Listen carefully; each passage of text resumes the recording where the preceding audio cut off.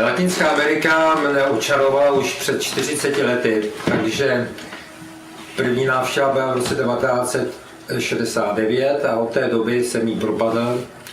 Začal jsem studovat nejenom kulturu Latinské Ameriky, jako tu kulturu kreolskou, bioložskou, ale hlavně indiánskou.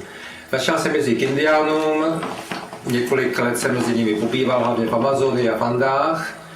A v nedávné době jsem byl vyslán Českou republiku jako velvyslanec do Ekvádoru a do Kolumbie. Takže taky logicky jsem se začal zajímat o politiku.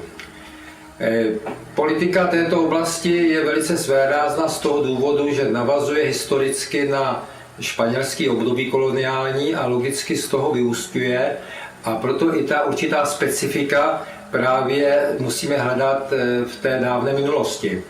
A zejména období osvobození od španělské koruny dodnes hraje takovou roli, že takový Simón Bolívar nebo Paulo Santander, to jsou postavy téměř mýtické nebo téměř zbožtělé.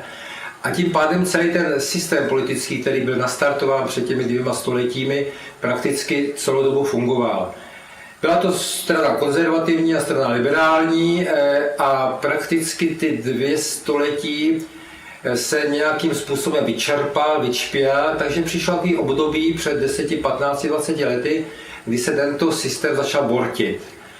A nastoupili populisté, kteří velice hodně využili této situace, a zejména levicoví populisté, kteří v tom umí tedy chodit, získali speciální poradce z Evropy, kde už jim ta pšenice moc nekvetla, speciálně z Francie. A takže například takový Hugo Chávez má řadu poradců z této země a jeho populismus dovedl zmást lidi, že zvolili jeho, a postupně tedy pod jeho tlakem laciné nafty a laciného plynu se tento levicový směr výrazně rozšířil po celé Latinské Americe.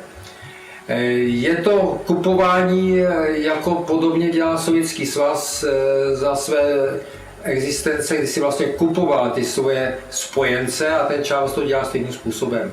Takže záleží, jaká bude cena nafty, jaká bude cena plynu, a podle toho se bude vlastně určovat ten levicový směr v Latinské Americe.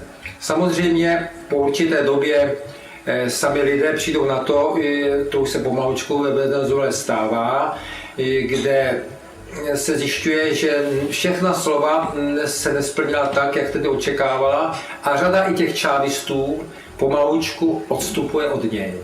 Takže záleží jenom, kdy to všechno, tato bublina krásných slov a krásných ideí, kdy všichni si budeme rovni a všichni budeme bohatí, kdy padne.